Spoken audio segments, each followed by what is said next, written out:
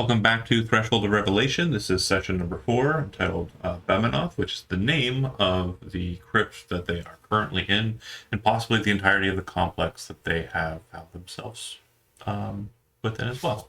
That being said, they have just opened the door to a crypt of a very angry individual, apparently undead, who has scolded Uther for his insolence in entering this space. With that being said, we have already rolled initiative with most parties in the game. I do believe I need 2 more. One of them is my NPC, as one of, or DMPC, as one of players absent today. Let's see here. Oh, sweet, isn't it? That is Rolling Rock. Selected and initiative rolled, and then we are to initiative for this charmer. And great. Next, you're first on the docket. It does sound like there is something happening untoward in the other chamber. Whether or not you wish to enter that space or not is up to you. Oh no, sorry. Last session I had mentioned that Uther would be the only one allowed to act because everyone else is surprised. Silas is beating up a door and would have been the only person that would have heard the fight. So you're currently surprised. So cycling Door through. has it coming. Yeah, for sure. Rolling Rock surprised, Ezekiel surprised, Uther, you're up. How would you like to act? I'm going to shut and lock the door. Ooh, sorry, wrong room. Shut is an option, lock is not. Once you shut the door, how would you like to proceed beyond that? I'm just going to book it. Okay. Boys, we're out of here. Does it open in or out? Or Okay. Go ahead and move. That's your speed, right? Move, or closing the door is not an action, so if you want to dash, you can. It's not an action? Yeah, closing a door is incidental. It's item interaction. I don't care. Is locking it not an action? There was no means of locking it. You unlocked it on this side with the key, but the locking mechanism's on the opposite side. Oh, okay, so it wasn't like he was locked in there. Right. was it ever locked? So he would have... You use the skeleton key to open it. Then, yeah, I'll go ahead and double move. Boys, we're out. Let's go. Okay, Bodhi. Still surprised in this. Mummy segment. Lord. Mummy Lord. Silas, as you kind of, are continuing to beat the door, you see him rush past. And then the door opens Nope. in a very creepy kind of fashion behind you, Silas, as you stare down at the door that you've been hitting. And you see the dwarven creature step out. It appears to be kind of covered with gold, black, and kind of like skin-colored bindings. Its arms appear to be missing. And in the place of one of the arms, you notice that there's like a long spike of metal that's kind of just inside of the limb and kind of hanging down from it as well, like very loosely kind of placed there. And it says, "Defiler, Breaker." And it's saying these words in a tongue that doesn't seem like it's moving its mouth and speaking, but it does seem like it's coming in lizard folk in your head, Silas. Like you're hearing him speak in lizard folk. He stares directly at you. You need to make a wisdom saving throw. I'm going to adjust my position. My speed is up by 10 feet on my first turns with Dread Ambusher. There's no activation. It just is. 18 is sufficient. You see his eyes kind of flare with this purple light, which seems to be kind of like staring into death itself for a moment.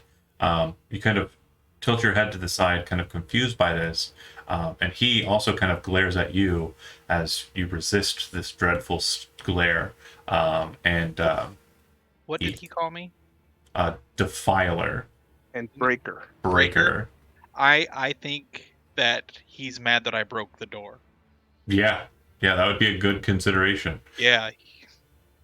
So you definitely hear the voice of the creature. I am due to events on Friday, I'm very cognizant of the fact that some of my voices don't seem to register on my mic for some reason. So it is a very guttural, kind of deep, like voice that's coming through That's from working great. the Give it to us. creature. But because, like, if I lean back or something, it doesn't pick up on the OBS for some reason. I'm not going to go too hard into that. The creature steps out, and that's done. Nyx, you are up. You are aware that it's there, and it does seem that Uther is beelining it out. Yeah, I saw him. I saw him run past me. I could see. I'm sorry. I could see Silas in front of me. Right? He's sort of. Yeah. I could hear. Could I hear the creature or no? Yeah, you could. Okay. Cool. If I could hear the creature and I see that it's coming sort of closest to Silas, I'm going to, as a bonus action, give Silas Bardic Inspiration. And then I'm going to take my movement and move back. Keeping in mind, the direction that you're currently running is away from the soul well. Away from the soul well. Well, at least the direction that Uther is running is away from where the Yeah, soul I'm going well. to just follow Uther at this point. 5, 10, 15. Okay. Nobody's putting baby in a corner. Yeah, so let's just do that. Rolling Rock will, seeing everything happening as it is, not waste any spell slots or anything. And he's just going to normal move it and take the dodge action as he's not sure what's going on, and is a bit confused and also cautious, especially with the voice coming to him in Dwarvish. Oh, and sorry, when he spoke to you, Uther, I didn't mention it, but it sounded like he's speaking Giant. Rolling Rock done. Ezekiel up. Does it look like Silas is going to move back, or does it look like Silas is just going to run in? Or is Silas still just holding this door?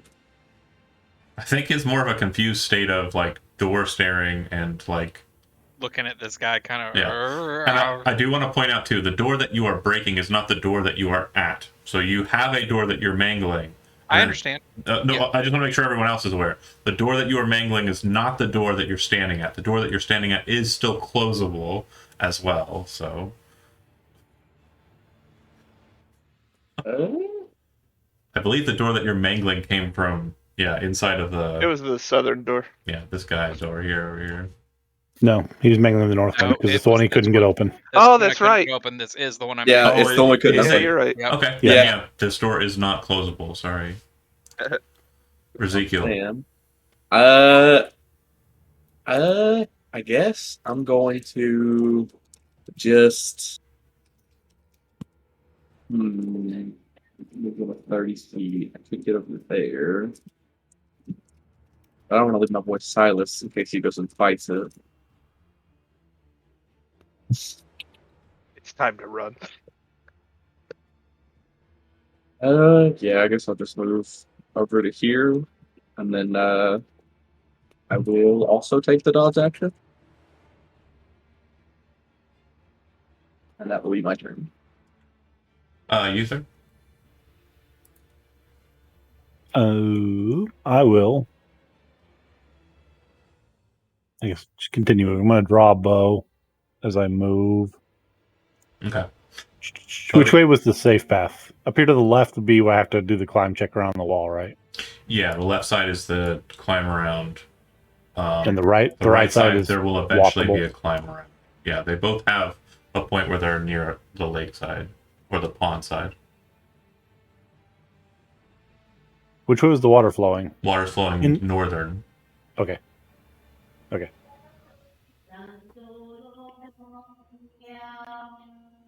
I am off the map. Okay, Bodhi, you're up. Silas, I hate to do this to you, Shit. buddy. And I'll take the dodge action out here. Okay. I'm gonna step forward and cast Vortex Warp. That's my last 3rd level spell slot. I'm gonna move Silas as far back the way we came as I can send him. 60 feet, is it? I believe so. Hang on. Click the spell for me. Trying. You're saving me from myself. That's 90 feet. sad. Yeah, okay. Max. That you can see within range, though. That's the key. I would say. Well, that's why I stepped forward, was to try to get a down better low. angle down there. Yeah, I'd say right next to Uther would be fine. The second you see him vanish from that position, you kind of like quickly look over and point, but you hear this sound coming from where Silas was standing. When you turn and look back, you see that the spells worked fine, but it looks like the doorway has filled with this kind of strange kind of discoloration. And then you start seeing mycelium strands start kind of like tangling out from the edges of the wall and kind of interlacing amongst one another, forming a barricade. Would I recognize this in any means? You know, it's absolutely strange. Some sort of nature nonsense. We do have a mushroom expert on hand, though, but that will end the initiative encounter. Yeah, it's me. I'm the mushroom guy. So many shrooms. It definitely looks like it is cut downable. You could get through it if you wanted to go back in there, but it's probably like if you stand there for a couple of seconds, you'll know that the creature. I'll just shrug and be grateful for magical barrier keeping that thing and where it is. Oh, neat! Just wander Hopefully. off. The creature doesn't seem to progress, but yeah, it definitely looks like you could cut through it. Was I hearing any voice from him like the other two were, or Yeah, it would have been in Sylvan, I believe, is the or whatever the satyr kind of root language is. I'll look it up. I think it's Sylvan. Yeah. Basically, it was speaking to you in a very primordial sense. Right. You would know that feature. That's tongues. That's a pretty common conglomerate technique for dialogue and discourse. But that as the shroud covers the door, am I losing that voice? Has it Yeah, subsided, he's or not- did it cut off completely? He's not talking anymore. Yeah, he Okay, basically said three things. Something to Sure. Uther that you didn't really hear, and then you heard him say defiler, breaker, and then you bamfed Silas out. And the second that Silas left that chamber, that mycelium wall kind of formed. And yes, very much picture it like the very classic movie and wonderful video game representation of Super Mario Bros. With They all Yeah, hated that movie so I'll- much. I'll Sure. trust the fungus. Trust the Fungus. Just But fungus. even still, I'm going to regroup with the party with the rest of my moves feed. Absolutely. So I don't know what to make of it, but that door covered up. I don't know if we want to regroup here or keep on jogging. No, I think we should just maybe take some notes. There's we found the well. Let's try another tunnel or just get out of this one. That's your guys' call. What's going on with these mushrooms? Would any of us have any understanding of what happened with the door? I'd be describing it as we're kind of like jogging along out the tunnel. Are you leaving the tunnel or are you heading back to the soul well? I'd prefer to get to the soul well because I forgot I was supposed to do some work there. We got a little caught up with our exploration. If you spend a bit of time looking at this strange mycelium wall, it looks sturdy enough. It just looks like you could probably pierce it with a blade. It had a blade. If it were going to come through, it would have done so by now. It would already be on your heels. Like when I'm describing the time here, this isn't like the next beat. This was literally Bodhi walking over casually as you were all preparing a defensive line for Bodhi to retreat through, and him walking over and going like, "Hey guys, there's a mycelium wall or whatever." Like, so there's definitely like a See, I don't know that I'd use the phrase mycelium wall. there's a weird wall of Super Mario Brothers. Something happened. I am definitely intrigued by Mushroom Wall, and if we need to get back to the Soul Well and we feel it's safe enough, then sure, yeah, let's go there. Yeah, because I think if we go to the solo, we can save. If anybody leveled up, they can save their level up. Anybody have We like a haven't done pen that or a yet. marker? I'm gonna pop an M on this wall for mummy. Make sure we don't make that mistake again. Your level up saves you at that point, so your spirit level should be at the lowest level of your character level. We are at a point where we can lose experience if we die right now, Yes, correct. which will almost always be true. But you Doesn't will matter. you will never lose a level from dying. I mean, it's possible. No. Well, I'm gonna mosey past it.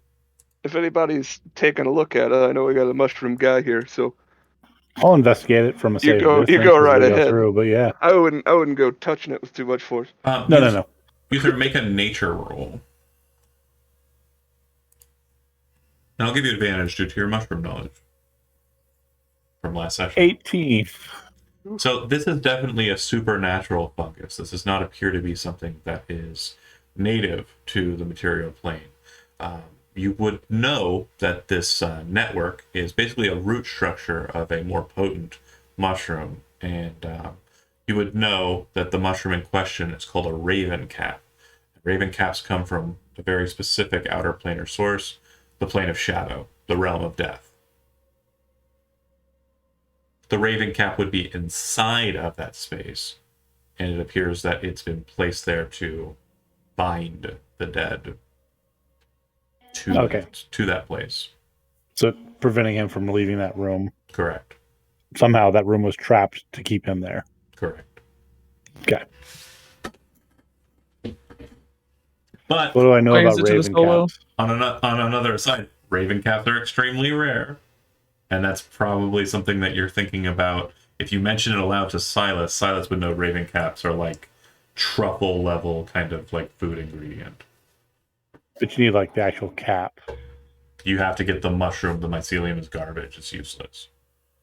So licking it just wouldn't do anything at all.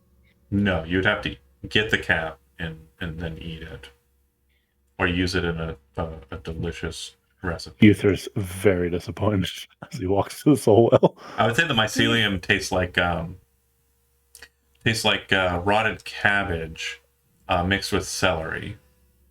Also kimchi. I give that a lick. It's delicious. But if you go back to the soul well, this will be your first opportunity to use the soul well. Rolling Rock will bring forward the lodestar and place it into the soul well. When he does so, you would know that the soul well is visible to you due to your unique eternal dance sight. You can kind of see slightly beyond the veil into the near ethereal in certain instances. So what the soul well looks like to you is nothing more than just a mote, kind of yellowish kind of energy that occasionally kind of bursts and lets out small little radiant stars which float off into the ether and disappear shortly after moving away from the soul well. You would know that this is basically the anima of souls. So when something is born anew, or something is kind of growing, it attains some of this soul energy as it grows and builds. But the lodestar being placed into it doesn't change the fundamental nature of the soul well. It just allows you to utilize it. So if you take a long rest here, a couple things. First off, possibly most importantly, you can use the lodestar to communicate with Dekellis, the person who brought together this specific group. Handler. The handler. You can take a rest with it, and if you had been killed by the Mummy Lord, you could have reformed a body. Not necessary here. And as we discussed, there's a third thing that can be done, but that's going to be explained to you in character if you talk to Dekellis. So, what would you like to do? Well, Ezekiel found that I think he called it a fetish on the wall in like the central cavern. Correct. So I am supposed to reach out to Dekellis about that.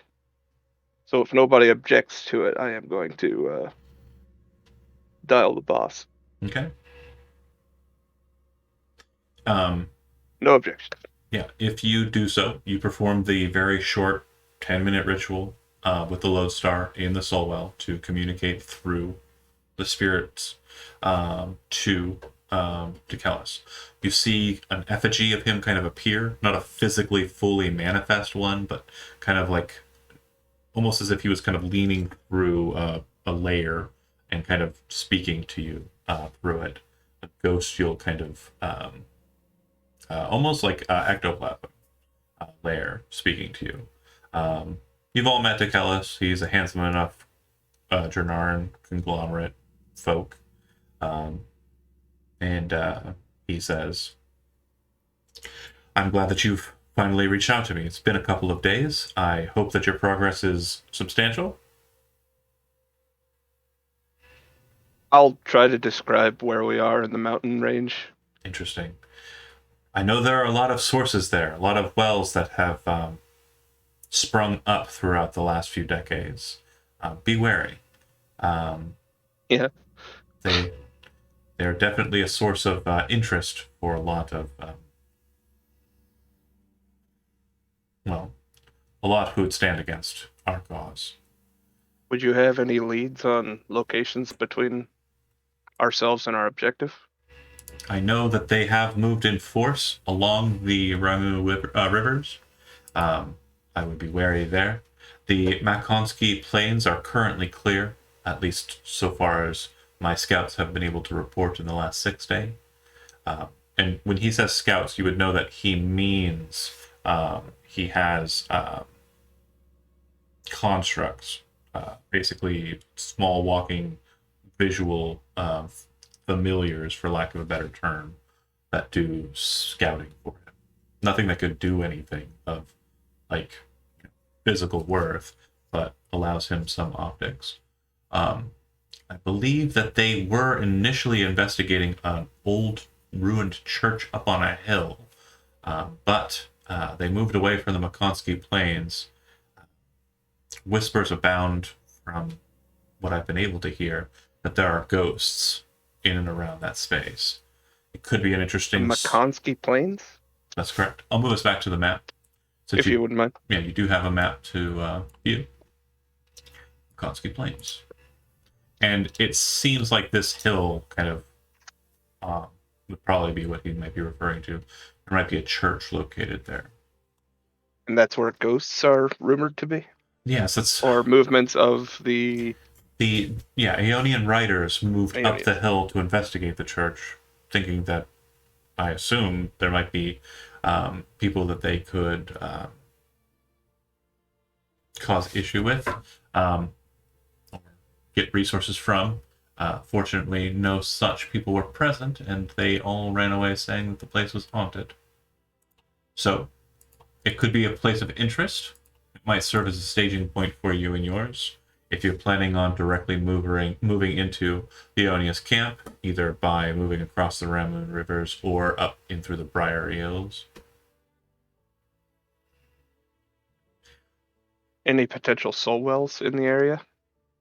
Well, if there's a church there, I am certain that there would be a soul well in its catacombs. It is a very rare thing indeed to have a church with catacombs that does not have a soul well present within. The other rumors I've been hearing, and something, if you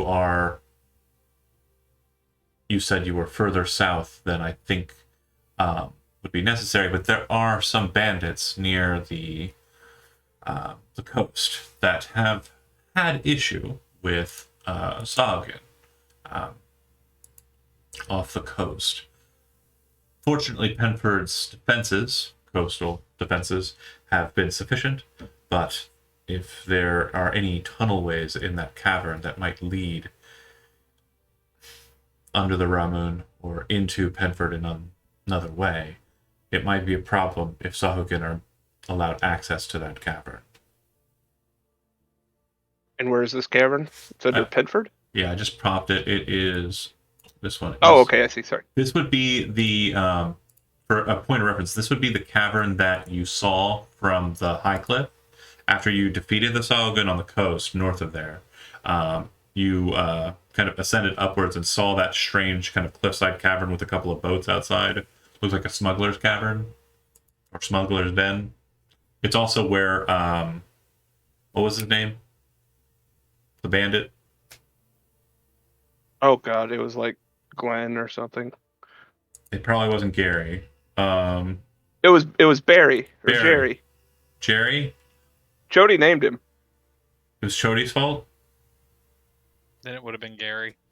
Let's see. Are you talking about the lighthouse? No, the bandit Ken. we sent out of the Ken the bandit. Ken the bandit. Ken. Yeah. I haven't written an update for last session, which I'll do right before I do the update for this one in our side. But yeah, Ken was the bandit. Ken told you that that's where the White Sander bandits are currently dwelling.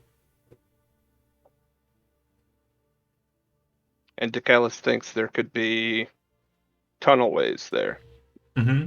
that could provide access to Could potentially areas nearer to Penford. Yeah, could allow access into like the southern portion of the city, which would be problematic, especially if shark people were allowed to just kind of enter into the city and attack.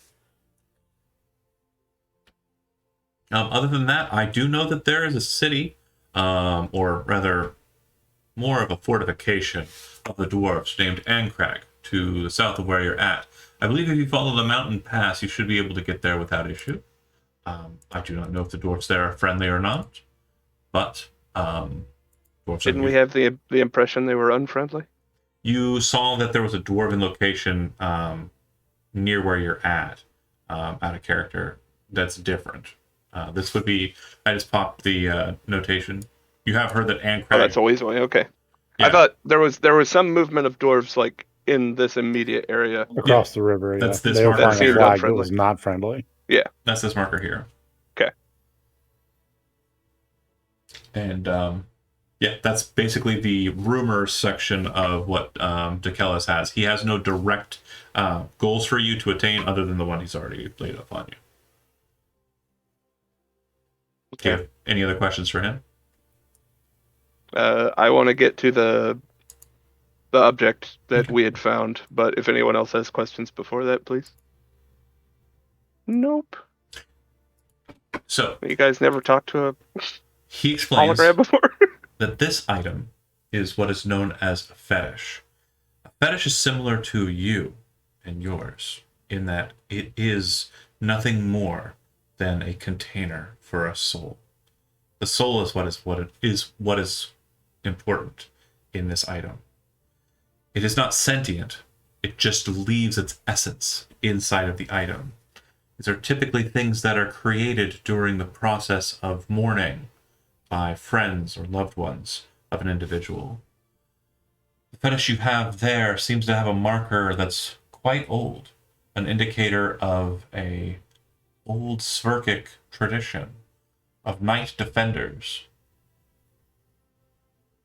I will do some more research on this matter now that I've seen it, and will get you the lore I can next we speak. But I will explain to you now how this might benefit you.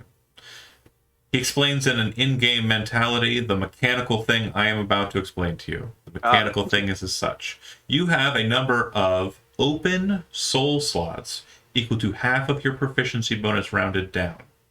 During a long rest at a soul well, a single fetish or other thing that can occupy a soul slot can be placed into your individual slot. Currently you have one. And then that fetish will grant you the benefit as if you had whatever it states that you have. For example, this one, called the Defender fetish, allows you the following. If applied to your effigy during fetish application, you gain the Fighting Style Defense class feature.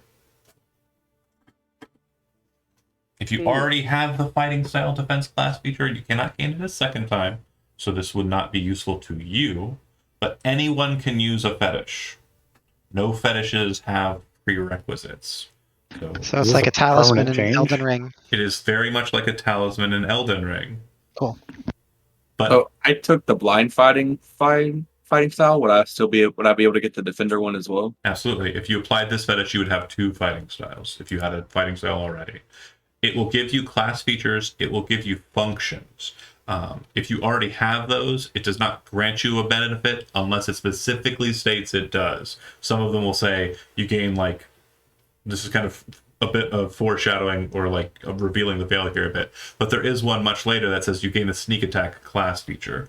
But it also states that if you have the sneak attack class feature, your number of dice is increased by 1d6. And these are permanent changes.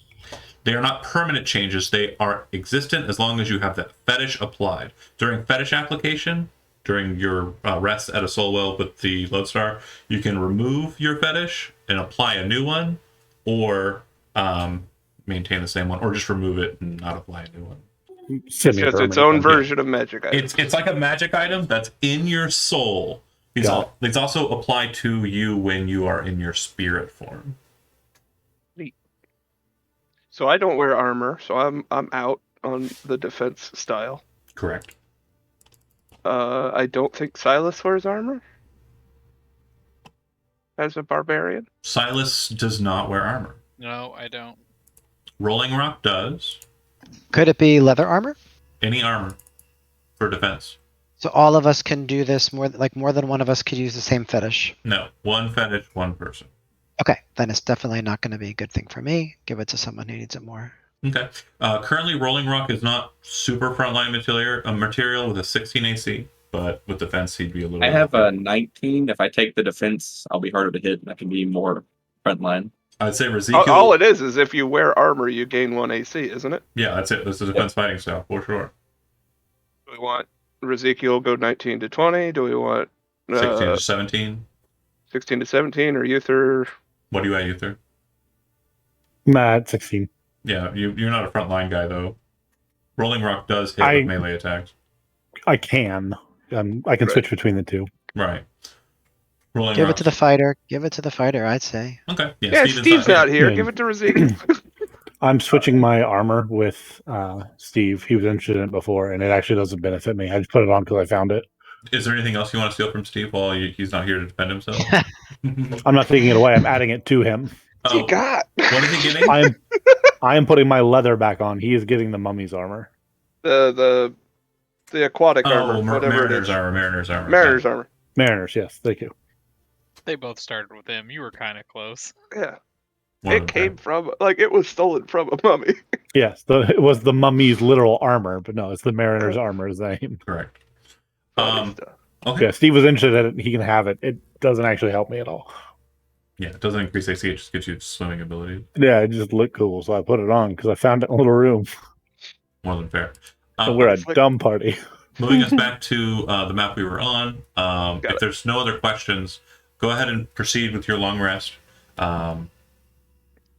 That's perfectly fine. You spent some time down here before you got to it, as you haven't been down here like too terribly long, and you just kind of got out of a short rest. That's perfectly fine. Are we in safe long rest territory? Do I get all spell slots? Yeah, you've cleared the entirety of this section of the dungeon, so yeah, there's no and also there's no distinction between safe and unsafe long rests in this game. Nice. Yeah. I can't. It won't let me drag it over, so I just change it and write it down that I have it. Okay. So you should be able to just pull defense fighting style and drag and drop it. Was that not working? No, it won't let me pull it. Interesting. Like when I went to click on it, it would just highlight it. Let me see.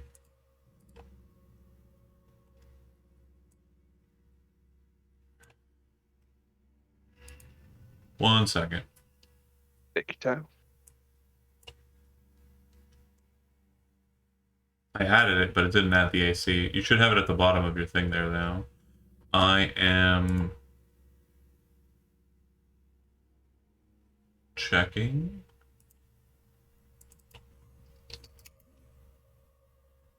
Okay, you should be good. Yep. All right. So after a long rest, again, spending a good portion of a day here, what would you like to do? Would you like to remove yourself and go back to the original entrances, or pursue any other avenues within this space? Remember, there was the waterway. Lots of things. There's a lot of things. Yeah, so you mentioned we finished the dungeon. Does this count as 3 dungeons then, or what? So I definitely misspoke there. It's not so much that this dungeon is complete. This area is clear of anything that would hostilely try to take you, and you're out of Soulwell. So those two things allow for you to take a long rest here. We We didn't see where the lobsters went, but it was over there, and they seemed to just be defensive about us being around. I don't think they're coming after us. The Chul But are there very were much... the other 2 avenues from Yeah. the cave.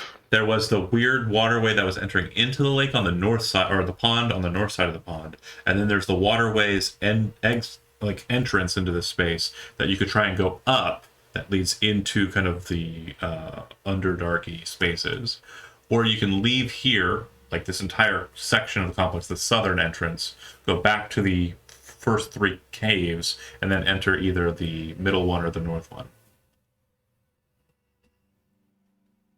You don't have to move your tokens around. What you guys wanna do? Chody. I was trying to find the group. Oh, just ask. We ditched him. We're in the lower right. Just So ask. there was something behind the lake, or no? There was like a pathway from like where the water went. Like at the north end or on the Yeah, there east was end? there was a waterway. East side is where the lobsters went. So on the north side of the pond, there was a small little like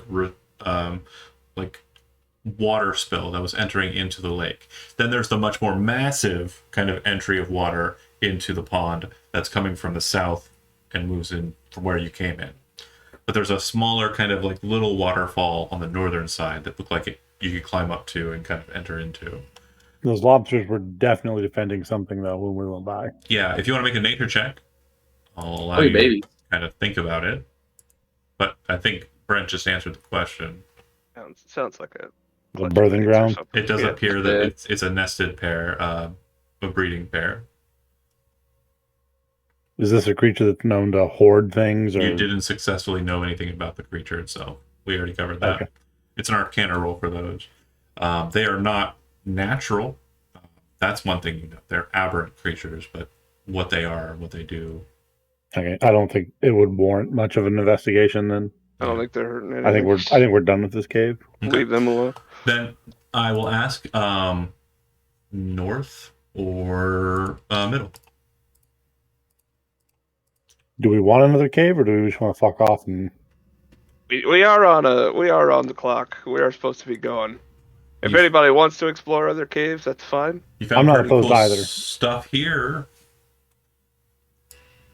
Say what? You found pretty cool stuff here. I feel True. like John's we trying to bait should us through it. probably search the other 2 because the bandits said that they sent people and they died, and maybe they died There are because they found dead a way bandits to into confirm. somewhere else. Yeah. At the Well, very if we're least, if we going can caves, find I what vote killed north. them, you know. We got 1 vote for North it north. is. North it is. All North right. it is. We got 3 votes for north, and that's enough to satisfy the more than 50 since Steve isn't here. That darn Steve. Okay, Steve votes north. sure he does. Of course, yes. We're All- friends in this game. Of course you are. Yeah. He said it. Oh yeah. Sure. Sure. Who's in the front? I will be. Steve. All right.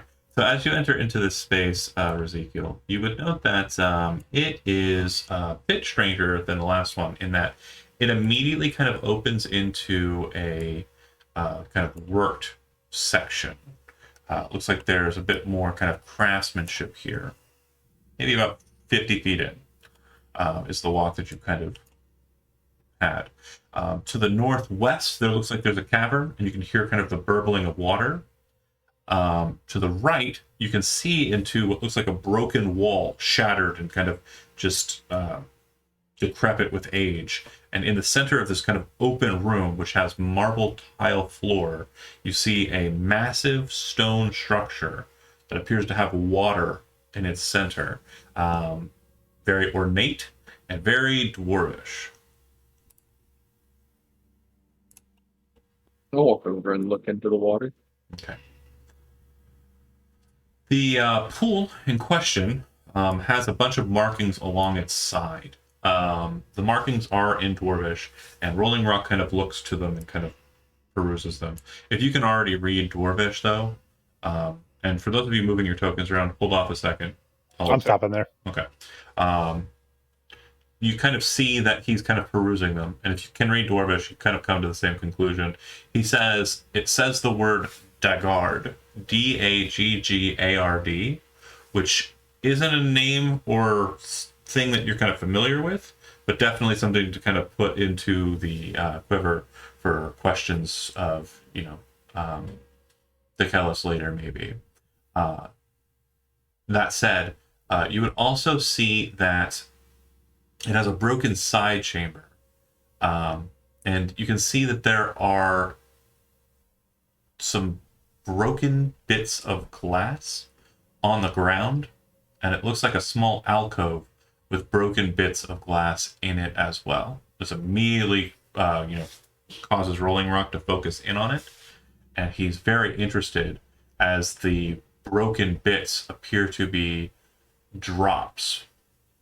I'm going to go ahead and make a roll with him, and he might dispense some information that I would have gave him had he been here to roll the check. So I'm going to make a You glass. can do it, Rolling Rock. I'm going to make a glass blower's tool with intelligence, and I got a 17. So he would tell you that these are called Gilbert's drops. Gilbert Kergosler was a famous cleric and spellcaster, and Gilbert's drops were basically a means of collecting magical energy to allow for powerful transpositive and transpositional magic. And he says this seems to coincide with the pool. He says, I think that if we were to drop a Gilbert's drop in here, it would take us to wherever Dagard is. And then he would also tell you he thinks he can repair these, but it would cost quite a bit of resources. If he had 300 ounces of residuum, he could make one of these Gilbert's drops whole.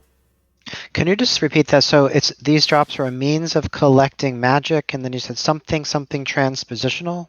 What? Yeah, so the basically they allow for strong conjuration magic to be focused into the glass drop, and then if, according to Rolling Rock, if such a drop, a Gilbert's drop, was dropped into this specific pool, a gateway pool, it would allow you to teleport through this pool at the consumption of the drop to wherever is on the other side. But he tells you to repair the Gilbert's drops, that the broken pieces that he has here, he needs 300 ounces of residuum to be able to fix it.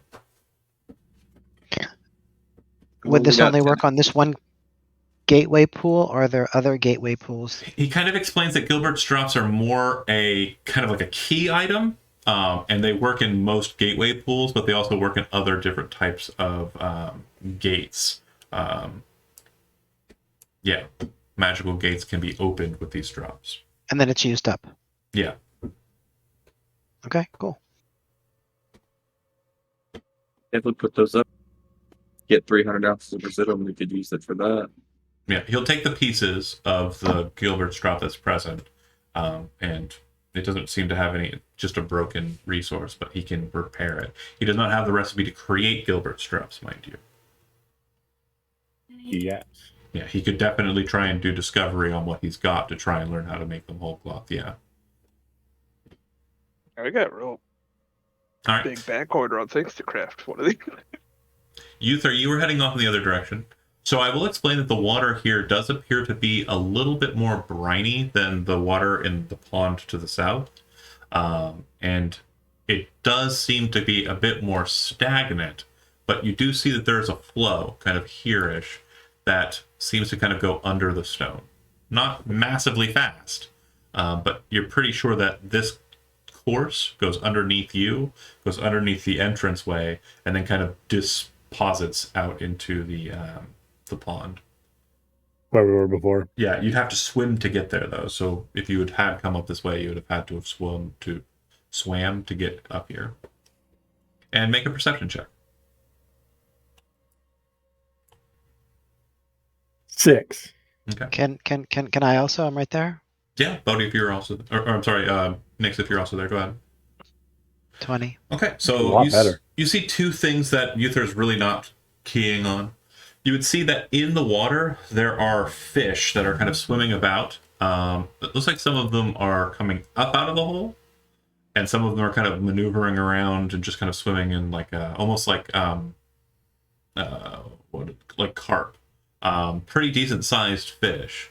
But you notice that their eyes are kind of like narrower, like they've almost kind of sealed over due to them being kind of a subterranean kind of fish.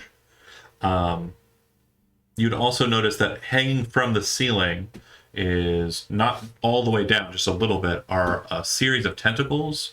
And when you trace your way back up to look at what the tentacles are, you see that they appear to be connected to a massive brain-like structure with a huge beak. I would say it's probably about the size of Uther, all said and done, height-wise. But it doesn't seem to be moving or anything. It just seems to be kind of like clung to the ceiling or kind of up in the ceiling amidst some stalactites. And its tendrils are kind of hanging down. You were very, very perceptive with your compound eyes and saw this kind of amidst this hanging of like rock and such. Are the fish doing anything with the tentacles, or are they completely separate? Totally just doing their own thing. If you're sitting there for a while and just kind of watching it, as you're like slowly reaching to tap Uther and like touch him on the shoulder and explain what's happening, you see the tendrils lance down into the water, Uther, and you're kind of like, oh, and then you see two fish get reeled up by the tentacles and get slammed into the beak of this thing in the ceiling with a sickening kind of as it rips the fish apart with its That beak. sound effect caught out. Uther ruins another set of armor. Did it cut out? It didn't. You didn't catch it? The like crunching noise or whatever Yeah. you were making. Yeah, it didn't work. Oh man, Slurp, Sorry, slurp. you just made a funny face. it was really good. It was really good sound. I effect. believe it. I was hopeful. It's because I turned on or noise suppression. Let me turn it off. You're fine. I'm just letting you know when it happens. I think that's I what mean, happened last time. We're, too. we're all around water, so I think we're good. All right, hold on. Okay, am I just coming in like hot? Yeah, Yep. yeah. Okay, so it was like, There it is. yay! Turn off noise suppression. But yeah, I'll go ahead and mark that on the map as well, so you know kind of where it's at. I'll back away slowly because I don't feel like fighting that thing. More than fair.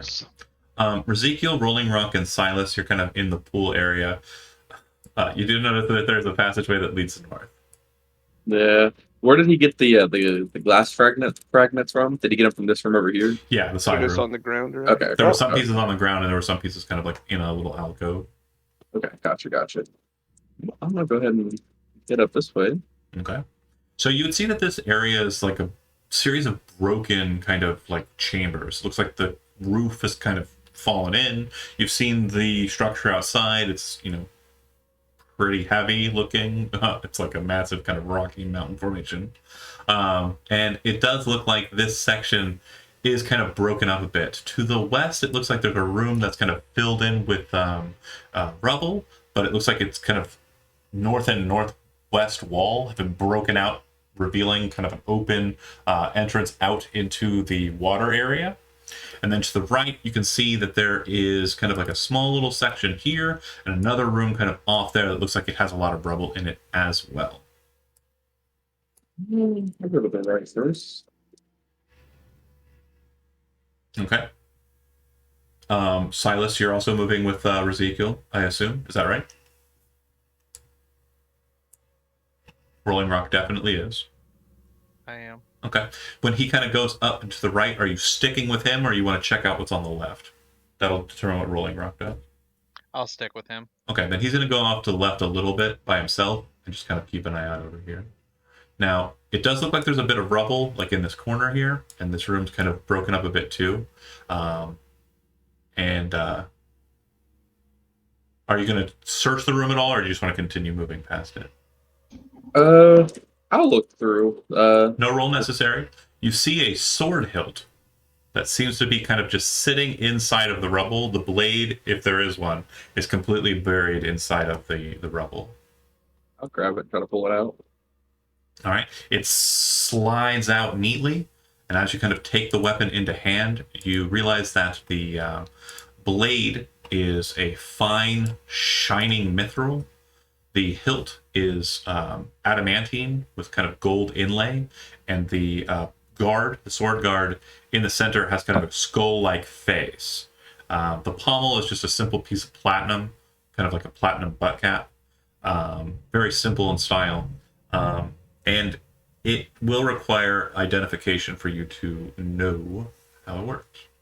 but it looks like a very ornate weapon, and it definitely has kind of lingering presence. Definitely has a magical vibe. Okay, I'll keep that on me. I might attune to that next time we get a chance, Okay. or at least try to, since I don't think any of us have identified, do we? No, we had one scroll Nope. and we burned it. Oh yeah, that's right. We used it on the mayor's armor. Okay. Rolling Rock is over there. He's going to do likewise. He's going to search. I'm going to go ahead and have him roll, because that side is different. Investigation. Yeah, he kind of, and is very much focused on the waterway. It's like a sword. Uther, you're over there as well, so if you'd like to investigate in the area he's in, you can. Do I need to be trained in it? No. Good. As he's kind of looking around, you see him kind of continually like look back and look, just bored with the task. And as you kind of get in there and take it a bit more seriously, he kind of moves out of the way, kind of like, go ahead. You find a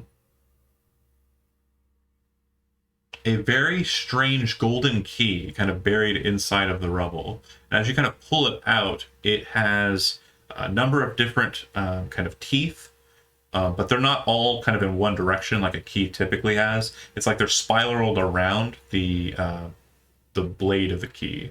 The head of the key is kind of a round circle with a smaller round circle in it. The entirety of this is gold, but the smaller round circle looks like it's platinum, and it looks like it's been kind of bolted in or pressed into the gold to kind of settle inside of the gold face of the round. Neat. Is there anything in this area over here? That's the area you search for the sword. Oh, okay, gotcha. Yeah. I will move on up. Okay, now when you enter into this space, you would see that the wall on the west side is kind of broken up and allows access into this more open space. It looks like on the right side there are two little alcoves, here and here. Hold on a second here. That appear to have strange-looking clockwork men standing there. It looks like a dwarf's take on an elf. Looks like a dwarf built a clockwork elf. And they stand on pedestals kind of just in these alcoves. They are not moving. They're not doing anything. They definitely look like they're not bolted to the ground or anything. It looks like they're kind of freestanding there. And if you're trained in Arcana, it very much looks like these are clockwork kind of golem structures. They do not seem to be activated.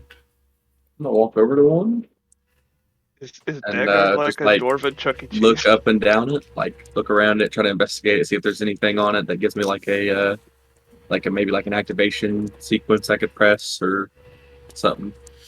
Do you jostle them? Do you like kind of like move around them to kind of like, move, because they're kind of wearing attire. Do you try and like mess around with that at all, or are you just kind of looking at them? I feel like Ezekiel would probably move it around, like he'd like, oh, these look pretty cool. You're getting handsy. Okay, cool.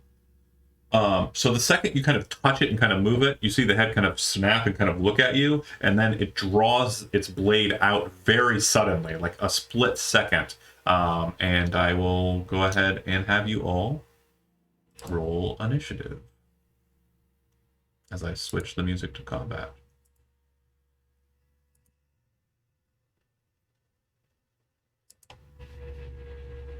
You know, if I die here, the phrase will be curiosity that killed the dog now instead of the cat. Nice. Never heard of a robot killing a dog. You win this every single time. 100%. Oh, weird. What happened? I'm looking at your map and I'm looking at my map, and I see the rights, but you... Oh, I see. Got it. I see what's happening. Interesting. Okay. There we go.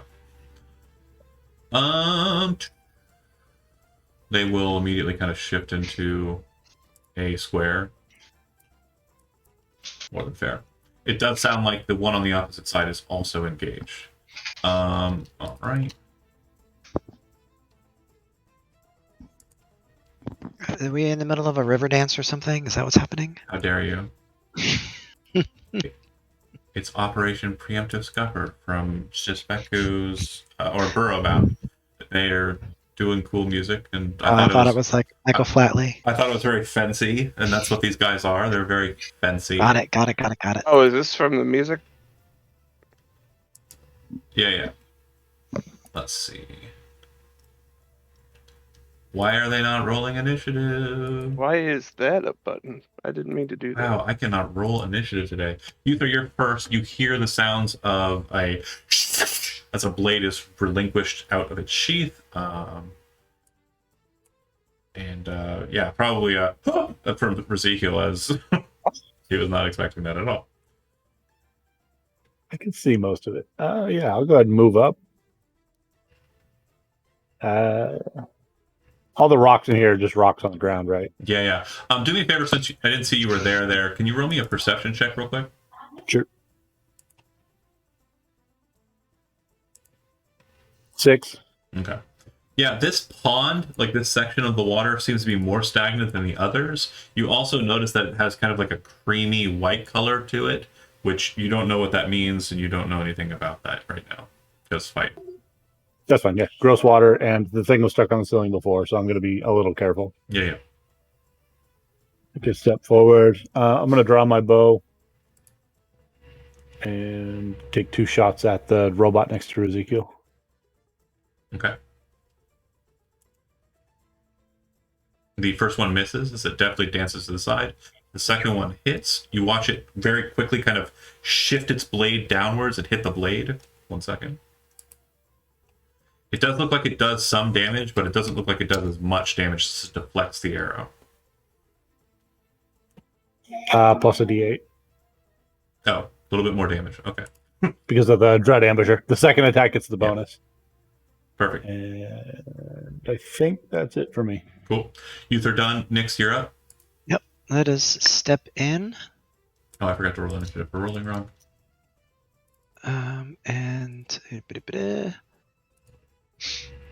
We're gonna Bardic Inspire Ezekiel, and then we will do a Vicious Mockery on the one next to it. Okay. 1 second. Wisdom saving throw, right? Yeah, DC 15. Fail. Massive 2 psychic damage. Massive.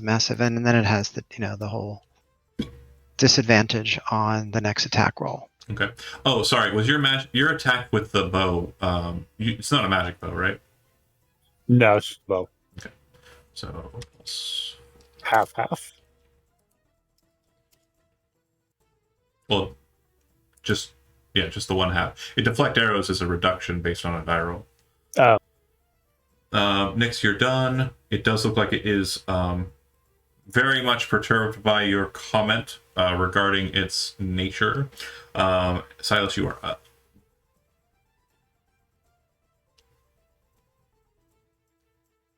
Jody. Sorry, got a text. I'll run up and hit him. All right. That'll miss. Bummer. Oh, and yet you are not currently blessed, so make sure you don't check that for the next time. Silas, a miss. Done. Ezekiel, you're up. Okay. Like the sword that I picked up a minute ago, does it have like the same statistics as a regular longsword Are for you me? attacking with it, or are you using your regular longsword? Like, do I feel like I could attack with it without any repercussions? So you're Like, asking a lot of what ifs. It's a sword. Can you fight with a sword? yeah, I just want to know if I can just roll my regular longsword then. Since you don't know what it is just a regular longsword. So yeah. Perfect. 14. That will miss the creature. Do you want to use the I think inspiration, that Brett? inspiration. Go ahead and spend it. 17. That will hit on the nose. Go ahead and roll damage. And It's 6 slashing. 1 second here. Roll an additional d6. Up 1. Okay. So it looks like this weapon is doing a lot more damage than the bow shots were doing. You kind of lance across the side of it, and you watch as gears and kind of bits of metal scrape off the side. It seems to bite exceptionally well through the metal form of this creature. After I hit, I'm going to look at my sword like, oh, yeah, okay. Ezekiel done. Rolling Rock will shillelagh and kind of not seeing much of an avenue for getting in. Kind of annoyedly, he's going to cast Toll the Dead on the creature, which is not in his attacks. That's weird. Okay, let's see. Toll the Dead. Doesn't roll the attack. Okay, cool. So I'm just going to roll a d12. And then I'm going to roll a saving throw with my creature. Remember that game we had with all clerics? I'm pretty sure Toll the Dead didn't activate in it either. Yeah, he passes his save. Yeah, for some reason the language in it is weird in Roll20. I'll figure it out later for his character sheet. I'll take a note of that. Okay, Bodhi, you're up. Actually, Bodhi, you're not up. It goes first. Your dex is lower than it. Wow. By a lot. Whatever. It has disadvantage on. It's first attack for the itinerary, yep. As Yeah, it kind of draws the blade, you also hear a shh as it seems to pull a main gouge from its belt. It spins the weapons in kind of a flourish at Ezekiel, and it lances in forward with the first attack.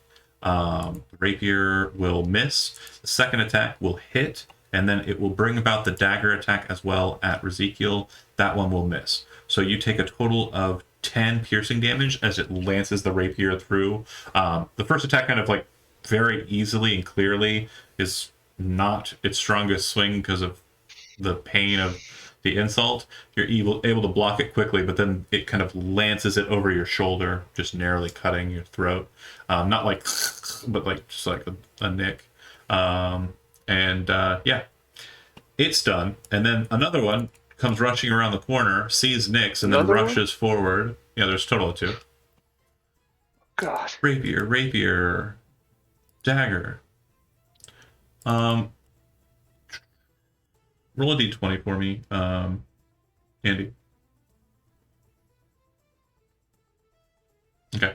You see it rush forward. It kind of comes out. It's like, and as it's rushing forward, you see this rock hit its kind of bronze and gold foot, and it just and flies straight towards the ground. Its rapier attack comes missing and sliding off the side. It's now laying on the ground, kind of rolls over onto its side, reaches up with the rapier and stabs at you. That one hits. I'm going to use silvery barbs. It still hits. It already has disadvantage, so it's prone. Waste the spell slot though. Wait, so it still hits because it does. I see. What? Yeah. Silvery Barbs isn't forced to reroll. It just gives disadvantage for the attack. Okay. It already had disadvantage on the attack because it was prone. Got it.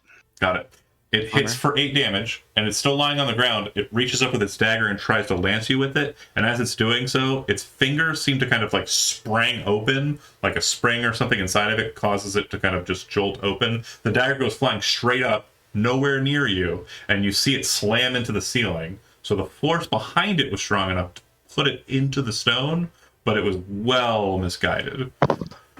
Jeepers. And it's not very good. It's just laying there, like slowly trying to get up. It does not have enough movement to do so. Bodhi, you are now up. Huh. It's a weird thing to spy around the corner. Oh, Rolling Rock should be in the room. Yeah. I'm the one that hides. 100.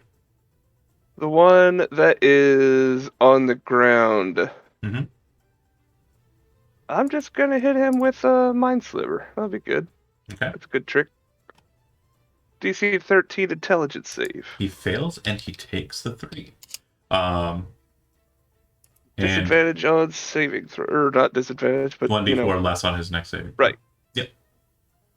Perfect. I'm gonna put the prone marker on him so he's noted. Uther comes back around to you. You definitely see the goober move that the one on the north did. And you see that the fight's still going on beyond that. How would you I'm like- gonna shoot. I'm gonna shoot the one that's standing up. Okay. Hit. Hiya! I think that's it. Mm-hmm. I didn't favor him or anything. All right. Do you want to favor him now or no? I don't know. Hold on, it's not favor. It's something else for this guy. Hunter's Mark. It's probably what you're leaning towards. It's a spell, first level. Ranger spell. Real good stuff. But you didn't do it. It's fine. Next, you are up and standing over this strange gearwork elf. Yeah. Smash him real good. Smash him real good. Okay, he smashed me real good. That's the Crush him like an problem. ant. That's the problem. Yeah. Yeah. Okay. Well, 21 with my rapier. I try to stick him with the pointy end. As you do so, you notice that the blade kind of skitters across and does leave a scratch in it and kind of does get a bit of damage in there, but you do notice that since your blade is not magical, it seems to be resistant. Yeah, I'm not going to be much help. So close, I say. Could use a little help here. I found mine. It's not a spell or anything. It's just favored foe. I have to hit is the trigger. Gotcha. Well, then you do it now then. You hit. Yeah, it adds 1d4. That's it. Okay. Cool. Two. So one more damage. So you would hear behind you, Nix, as you say that, "Don't worry, I've got you," but in a more Canadian voice. So I'm going to give Bardic Inspiration to the Canadian voice. Rolling Rock. Okay. I know. Silas, you are up. I'm gonna attack recklessly. All right. Yeah, There you he are. is. There Okay. he is. So the wave cutter, as we discussed, is non-magical, just special. That's going to be 20 damage half. Okay. So as you bring the blade about and kind of whoosh, you see this large kind of cleave into its chest. A couple of bits fall off, and you can see the inner workings of the thing. You also see that a bit of this strange red liquid starts kind of seeping out. It almost has the same consistency as like an oil, but it's bright red like spaghetti or SpaghettiO sauce. Since I don't know if I can do this. That's why I'm asking. Can I try to charge him or push him with my movement action? Or That'd is be that- it. Yeah, shoving is an attack, so yeah, you can't do that. Cool. Then I'm done. Okay, Ezekiel. Looks like you got him on the ropes. This sword does pretty good, so I'm gonna attack with it again. Absolutely. A critical miss. Okay, so the weapon will take damage, or it'll shift from being what it is to fine. It was fine when it came out. No, it's brand new.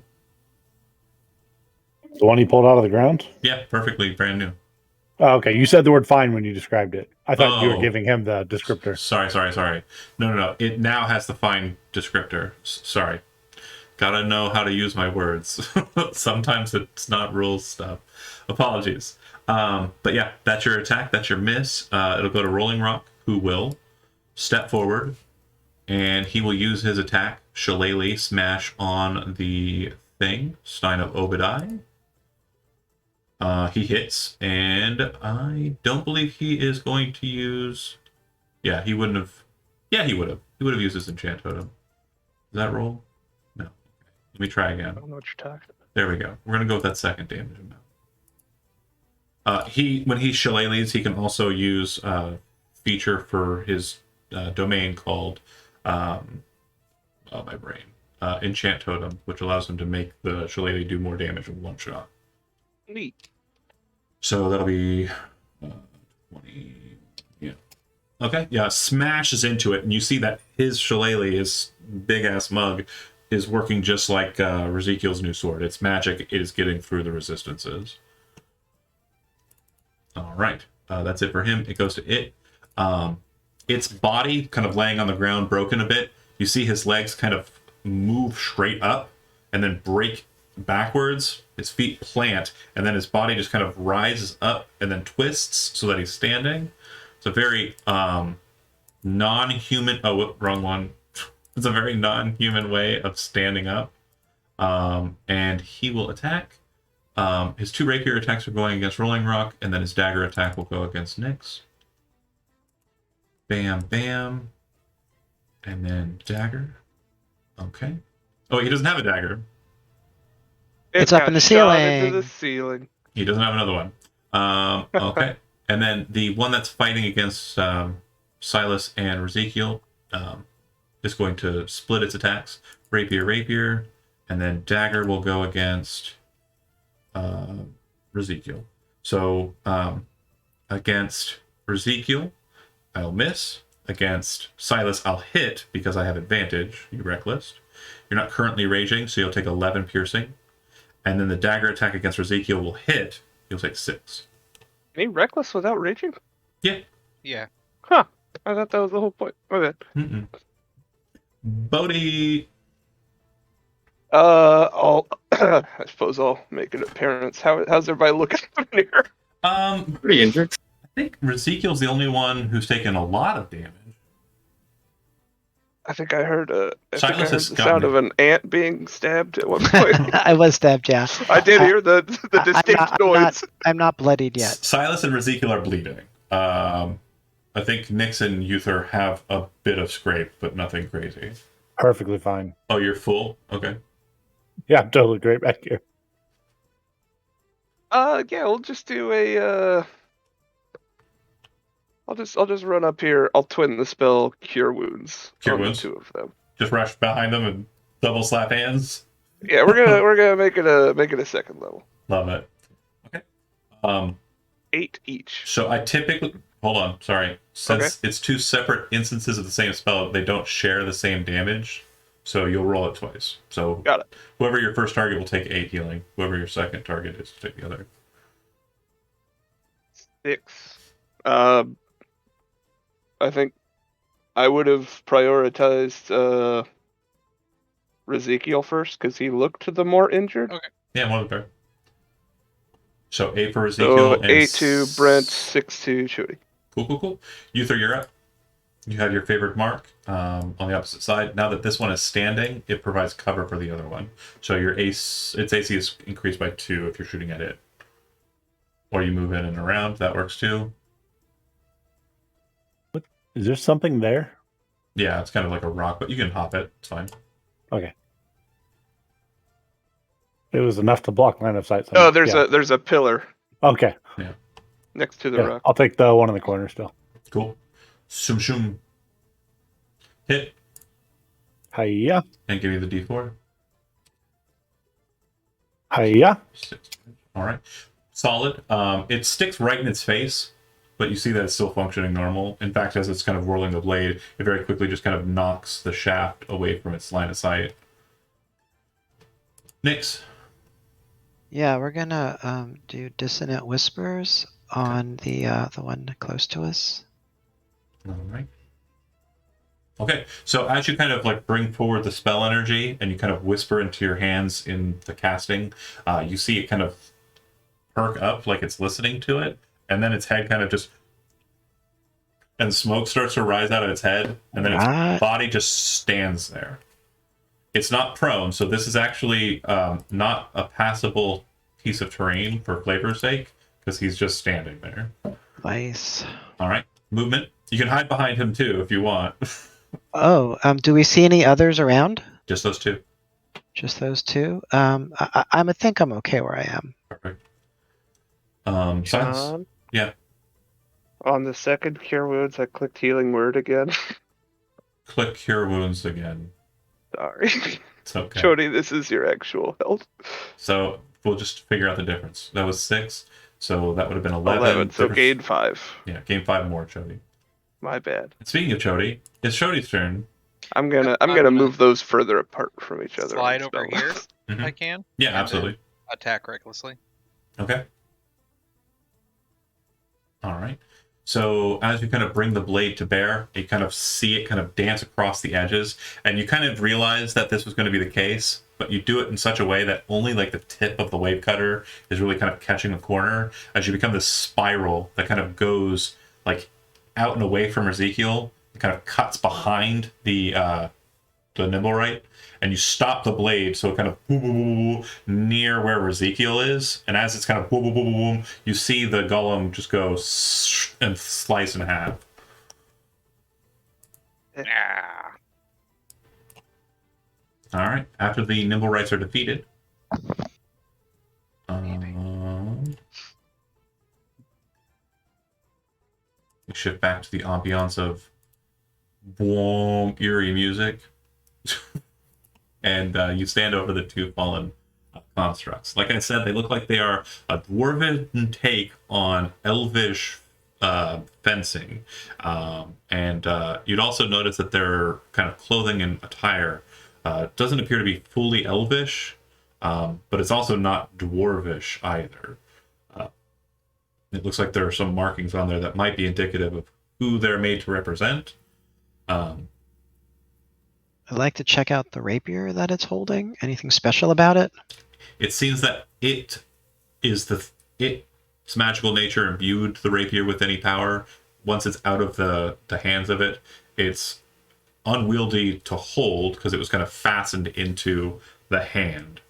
Think kind of like Melania's blade. And then also it's mundane at this point. Okay, thanks. I can't remember the name of robot blood. Oil. Vitae. Vitae. Vitae.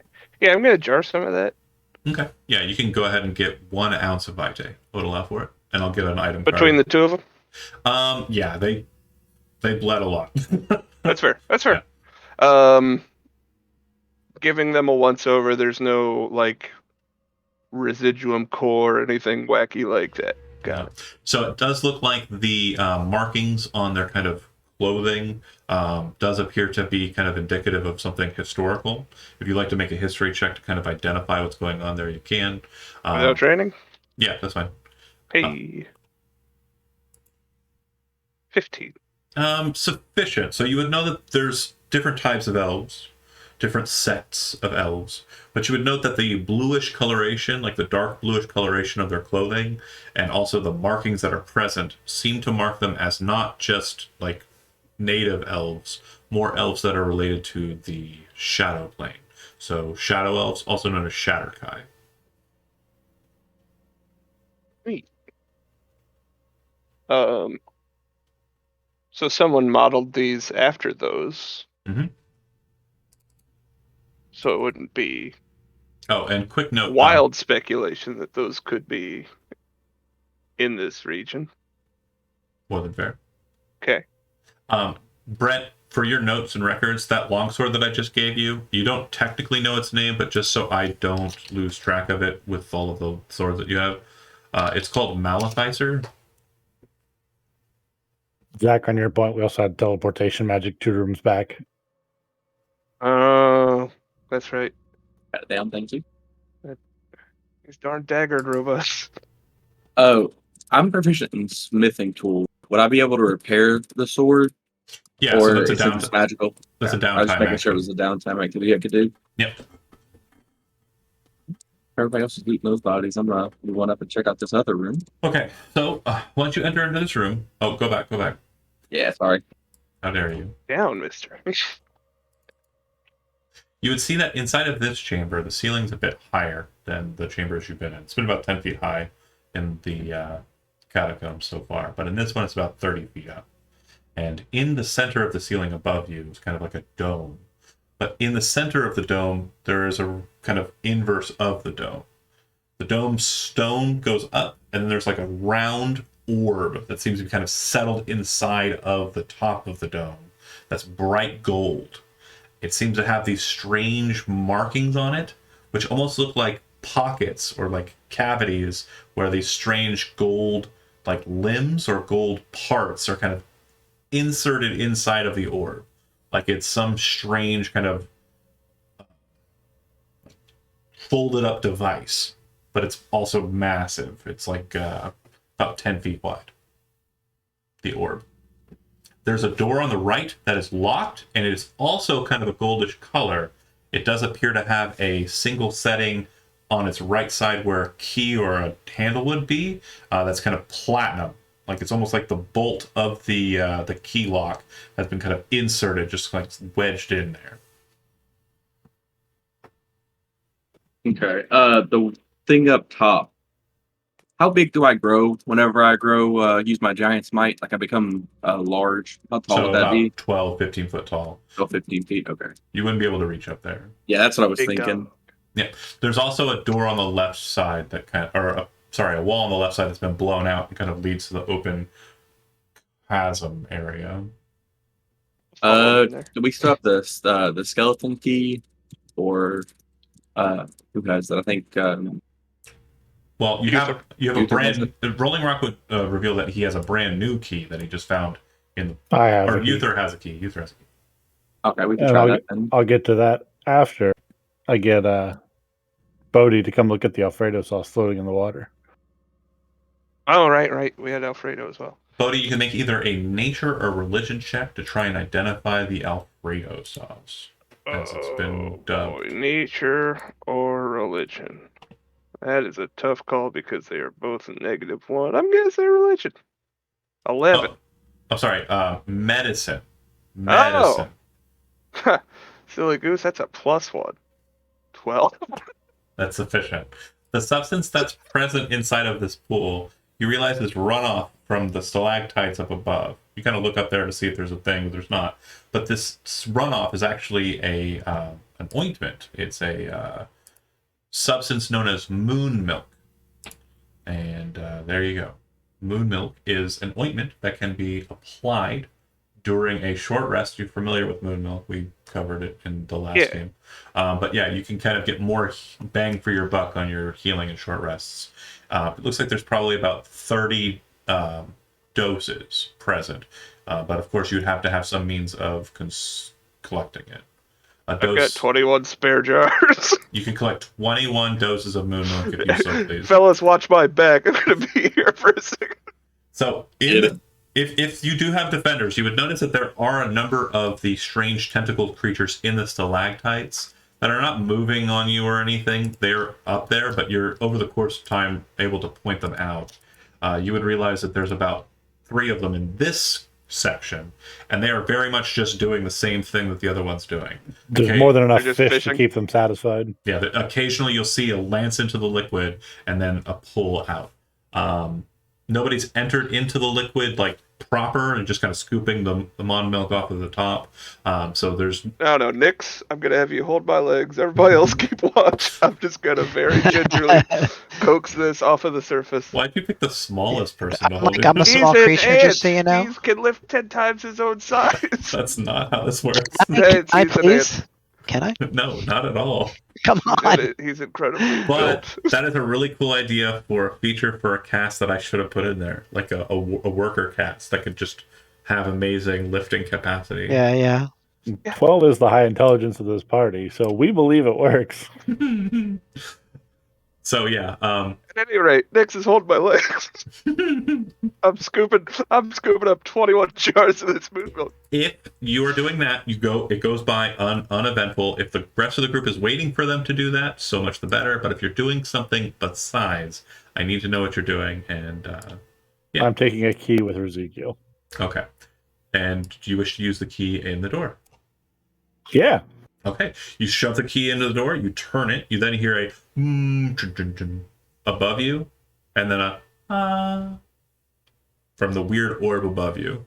The door opens, but it opens with kind of a mechanical flourish. The lock mechanism seems to kind of pull a section of the door inwards and allows for the door to now be opened. It also seems to kind of generate or kind of like put into place the hinges, like they weren't there before.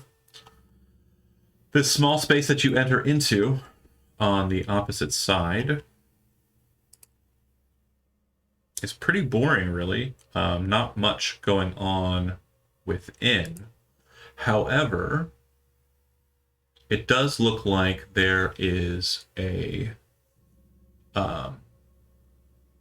suit of half armor plate, and it's on another one of those similar stands that you saw on the crypt. It's a suit of half plate.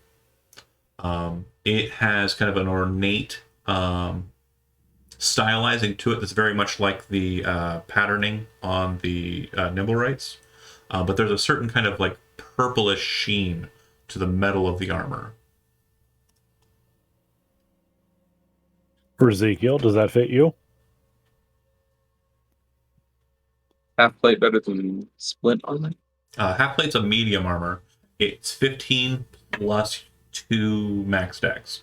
So it'd be 17 if you have a dex of 14 or better. I don't mind better than But Split. it looks like it has something else to it, though, right? Yeah. It might be magical, but you have to figure that out on your own. Split mail 17 base, no dex bonus. So they're pretty close. To the Do you have a dex score for Ezekiel? I got a +1. It'd be worse overall. It'd be worse then. All right. Well, I found another suit of armor. I'll just throw it on. Yeah, roll. I can wear medium. Yeah, it's actually half plate's pretty good for rangers. Not too bad. The max +2 is the catch. Yeah. Yeah. But as you're pulling the armor off, you notice that underneath the chest plate, hanging from the neck of the thing, almost like it's bolted to the mannequin, for lack of a better term, the armor holder, is another one of those strange-looking talismans. Another fetish. Does appear to be another fetish. Yeah. Neat. We'll scoop that up too. Cool. Is there a picture? Is there a picture on that one? I'm looking for it. I lost it. I'll get it to you eventually. Sorry. Cool. Okay. Anything else that you want to do in this space? Is there anything else in here? There's the Grell. You can try and fight them if you want, or leave them alone. They seem to be fucking living their lives. Or you could try and investigate the waterways. Looks like they are kind of filled to the brim with fish. Where they're coming in, you're not sure. It's certainly not the southernmost portion, because that wouldn't make any sense at all, would it? It's a waterway out. They are kind of swimming in and around that area, but yeah, it would be kind of hard for them to rise up into the passage there. Yeah, that's one we can put our heads together on. Because where are these fish coming from? You said all the fish look pretty blind, though, right? Yeah. Like they live. Maybe it's in the middle tunnel and it's like way down there. There's a depth Yeah. somewhere. That's fine. Yeah, they gotta be generating from somewhere within. So Middle tunnel time? I'm not opposed. Anybody else got anything to do in here? Oh man, I'm pretty topped off. Okay. Let's go ahead and shift gears. I think we. Bobber's gonna be when we find something else I want to jar up.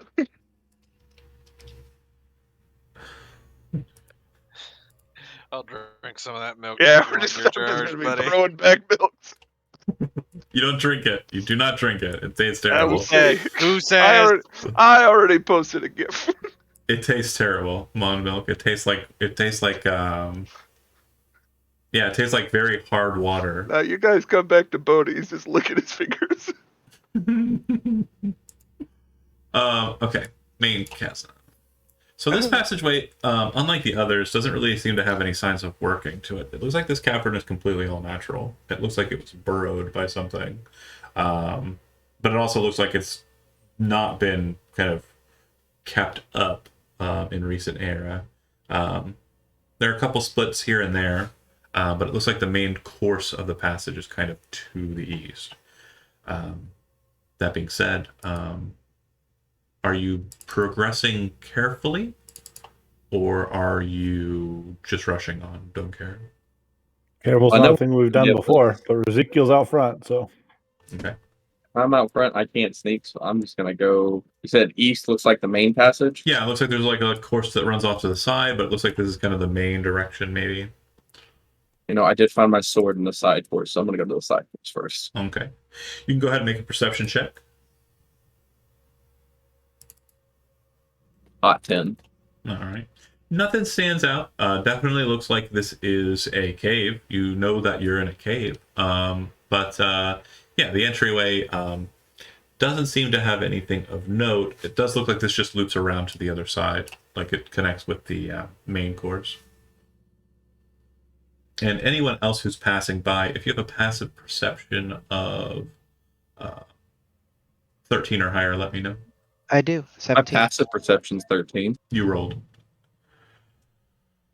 The reason why I state that is if you have a 13 and the initial investigation has already been consumed, you can roll a perception check. Okay, cool. So I could roll a perception check. Yes. Okay. Nat 20 to stop believing you.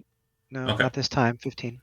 You see that there is a small little alcove that's really hard to kind of spot over here in this like cul-de-sac. Now you kind of move over to it, you notice that it's like just a rent in the stone. But sitting inside of the rent in the stone is a leather bag, kind of stuffed into the leather bag, like it's maybe, not very big. But stuffed into the top of it are 2 scrolls.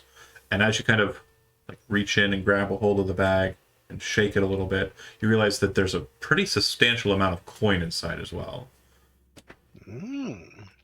If you pull the bag aside, you pull the scrolls out and look in the bag, about 250 gold pieces inside. Nice. And if you are... I take the scrolls, I give the bag of coin to Ezekiel, and what do the scrolls say? One is a scroll of identify, Oh, beautiful. and one is a scroll of comprehend languages. Okay. Do we want to use the scroll of identify on my sword or the new armor? Sure, I would do that. Okay. So do you want to do your armor or my we sword? need to pick one. Yeah. Sword or I armor? think the sword. I want him to have more strength, You found the scroll. That's fair. more power. Well, from what you can tell, the sword is functioning as it's supposed to. Like, it apparently had done extra damage, so you don't know what it does, but it seems to be working without him It seems attuning. to be working. So if we want to do the armor, like I'm sure we can find another scroll eventually. Okay, if that's what you want, that's fine. So we'll do the armor, the half plate, right? And Uther, you're currently wearing it? Correct. It is half boy. plate of psychic resistance. Ooh. You have Probably would have been resistance cool against that mummy. to psychic damage.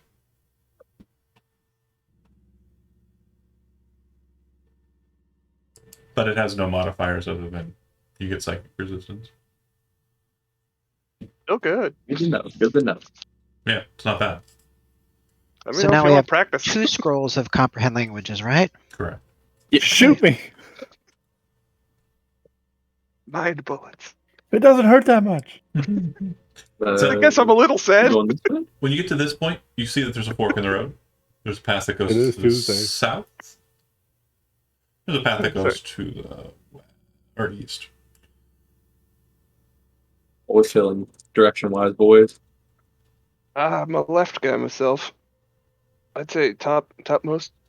Topmost. Oh, just for hilarity's sake, Uther, go ahead and roll me a perception check. You have advantage for the check. I'm gonna make a mean 12. with this. Okay, you don't. None of these 2 passageways is more pleasurable than the other to you. Mushrooms. Smell mushrooms.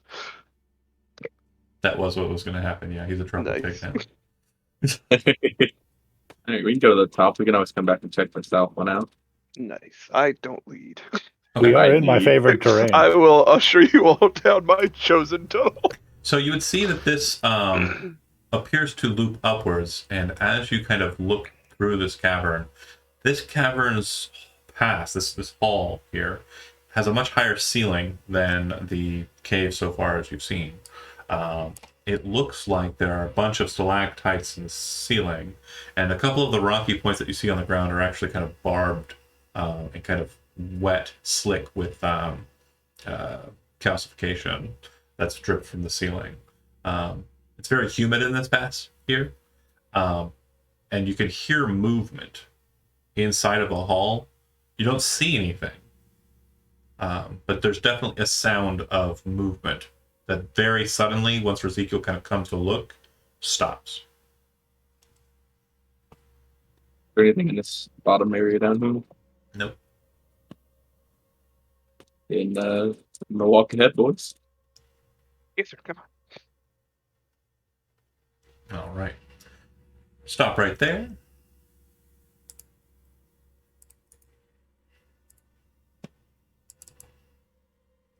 Okay. As you kind of step out into the passageway, Everyone's kind of moving behind you slowly as Ezekiel cautiously moves. You see what appears to be a massive three-fingered hand with the entirety of the inside of the hand being covered with small little teeth. Drop down from the ceiling very suddenly and grasp at Ezekiel around about the neck. 1 second here.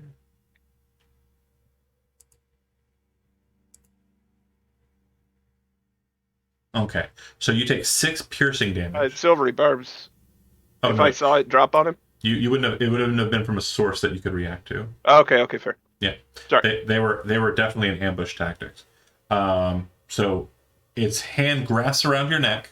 You feel the barbs pierce in. You take 6 points of piercing damage. You then watch as Ezekiel is lifted upwards, and as it's happening, the fingers seem to grow in length a bit and kind of wrap around Ezekiel in such a way that it binds his shield and sword hand to his chest a bit. You are also restrained while you are currently in the grapple. How high is it taking him? Can I see the ceiling?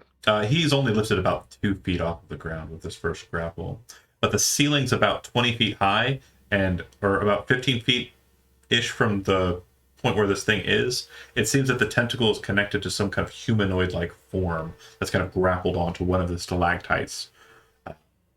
Yeah, this is the first. Okay, so time I can see the hand and the body. Yeah, you can see a bit of it. Okay. And also, as you're kind of looking up that way, go ahead and make a perception check. I'll give you this one for free, Bodhi, since you were inquiring. Let's not blow it. 13. That's not sufficient.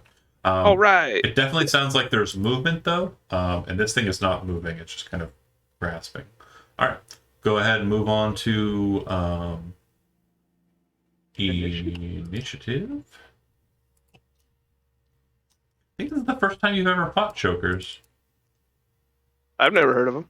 Oh, yeah, they're classic. Is this like a Same. D&D tradition? Yeah, chokers. Oh. Never once heard of it. It's exciting. Let me see What if do I- they do? Let me see if I can find a cool picture of what you're looking at. here. What are they all I'm not about? familiar with it either, yeah. all this Oh, yeah. fetish talk. Chokers, man. Great times. I'm surprised. Yeah, We they're got chokers, we got fetishes. They're in we the have- having a compendium. great time. they're a very classic ancient old D&D monster. They are one of my faves. Yuck. All right, so they're going terribly slow. Silas, what's your dexterity? Chody. What's your dex? Okay, you'll 14. We are tied. I will yield. Okay. Cool. So yeah, Uther, you're first. You can definitely the first one is highlighted. You can find it. Whether there are more or not, you're not sure. I would say size-wise, just so you have an idea of what you're looking at, it's about the size of a goblin. Okay. I'm going to step back here with my bow and take 2 shots. You dare stand behind me? Hit. Zip. Hit. Tell me the damage for the first one. Is there an extra dice? No, the second one will have the extra die. Oh, okay, no worries. The 2 shots, thunk, thunk, as you kind of slam into it, the first one kind of hits the arm, and you kind of watch it split the arm in a kind of sickening pop.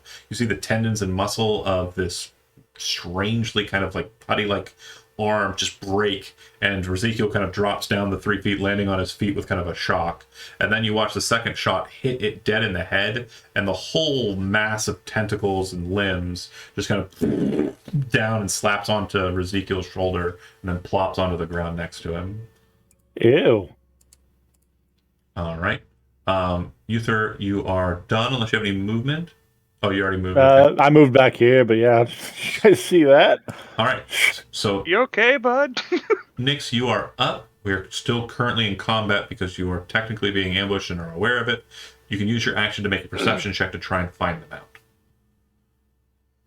Yeah, let's do that. Okay. So you move up. How far do I need to move up? Well, it seems that near Ezekiel would probably be the best bet. If you're doing it from further back, it'll be a bit harder. And I forgot to shift the music. I'm gonna do it here, where I could see up and down. I could see all the way up this passageway. Perfect. Go ahead and make a check. Okay. 18. That's good enough. So you are able to see them. Everyone else has not been made aware of them, and you can kind of point at them. as a part of that perceiving action, which will give them advantage if they use their action to perceive. But for the time being, this is what you see. All up in the ceiling, all moving in the stalactites, kind of brachiating through them towards you. Right, and with a bonus action, I'm going to say to Ezekiel, get him! Give him Bardic Inspiration. All right. Bodhi.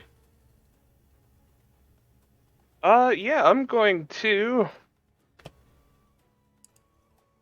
bless Silas, Ezekiel, and Uther.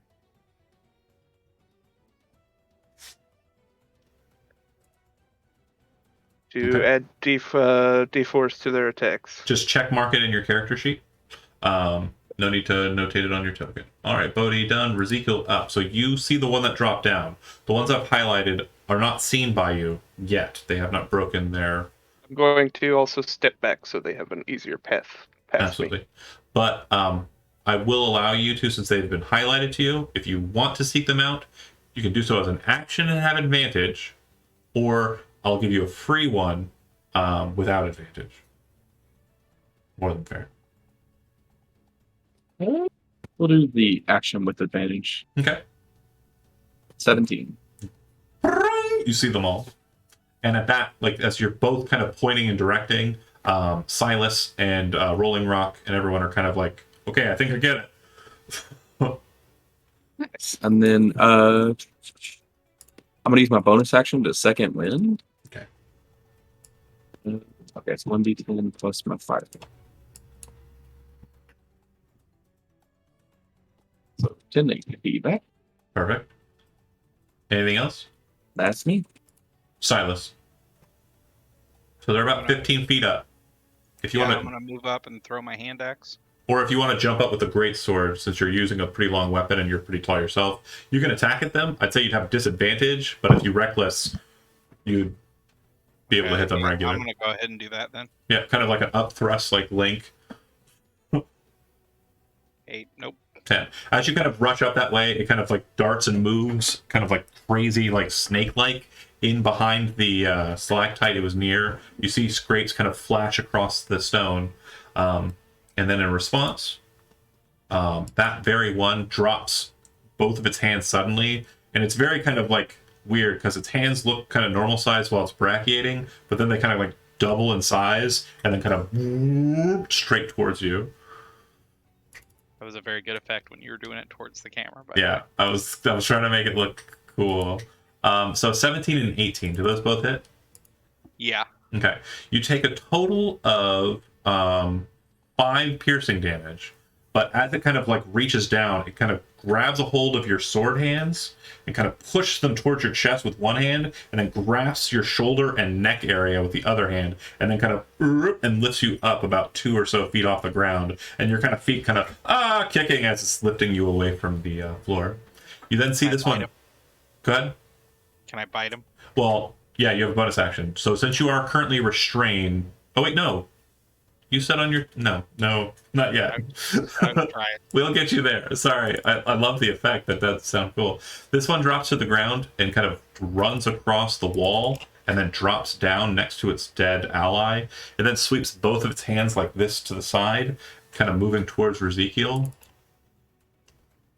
Block. You kind of get your shield. You can hear like this kind of sound as the strange teeth on its hands kind of scrape across the face of the shield, but you kind of push it away without issue. This last pair will dash into the back area. And that is it. They are still up in the ceiling, by the way. Oh, they got close. I don't like this. They're above you. They haven't done anything They're yet. they're in the ceiling. Yeah. Okay. Ether. I wanted to do something. I don't remember what it was. Shoot That's 'em. fine. I need you to kill these things. Yeah. Okay. You are blessed. They are currently using more so than the one that started the fight, using the cover of the stalactites. So they'll have a +2 to their AC, but I promise you it's not terribly high. All How have high it? is the ceiling? I'm sorry. It's only 15 feet up. Okay. So Silas is grabbed. Ezekiel is not. Correct. And there are two above us. There are two directly above you, yeah. Okay. Yeah. All right. I'm gonna shoot the one. Over Nyx. Yeah. You kind of drop down to one knee, kind of get a good, nice low shot, take it and hit it. As you do so, D4 for the favor. Yeah. I'll add it. Okay. 12. You hit it straight in Oh, the... you're blessed too. Oh, it doesn't have the damage. You hit it straight in the chest. As you see it kind of like lance through it, it stabs into the stone behind it, the arrow does, and then the body kind of swings away from the stalactite it was holding as it loses consciousness, and you see that it's hanging on the arrow that's stuck in the ceiling.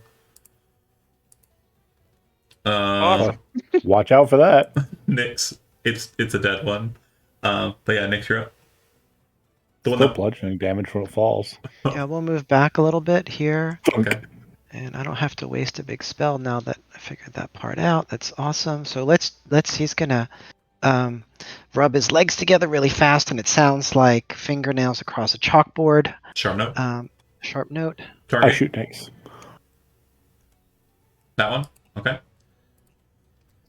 As the pulse of magical slashing energy kind of flies through the air, you see it kind of lance across the side of the stalactite. A little bit of the stone kind of falls to the side, and then you see a bit of blood kind of shoot out of the side of the choker as you kind of cleft into its side, and it's bleeding, bloodied.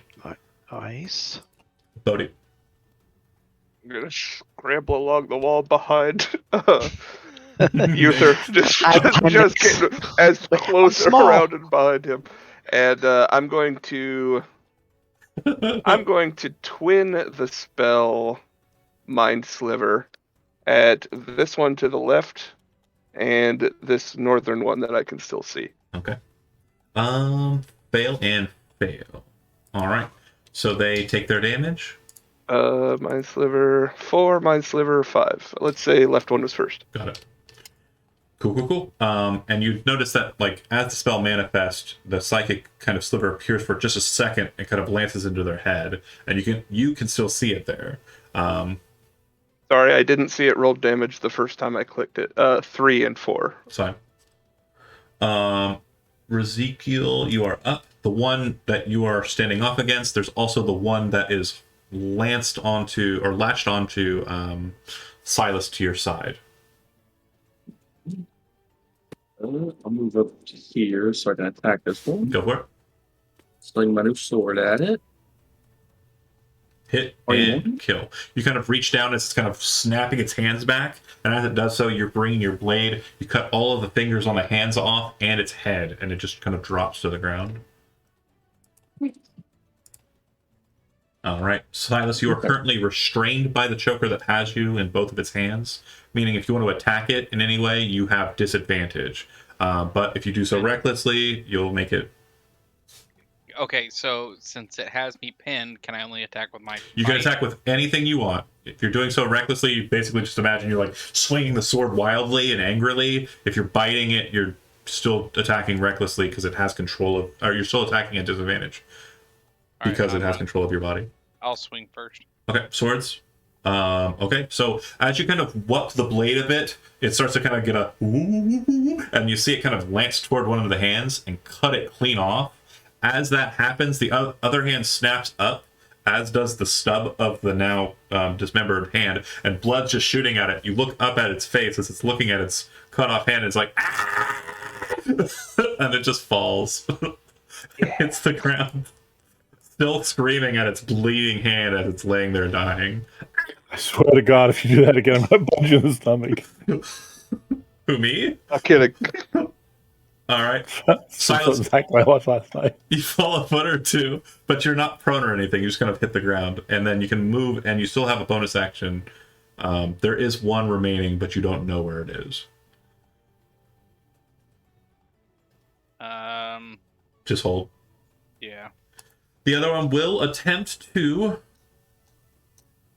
grab the sharp note thrower.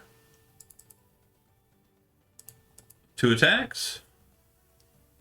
And both will hit. So Nyx, you'll take a total of 8 piercing damage, and it grabs a hold of you and kind of lifts you slowly off the ground.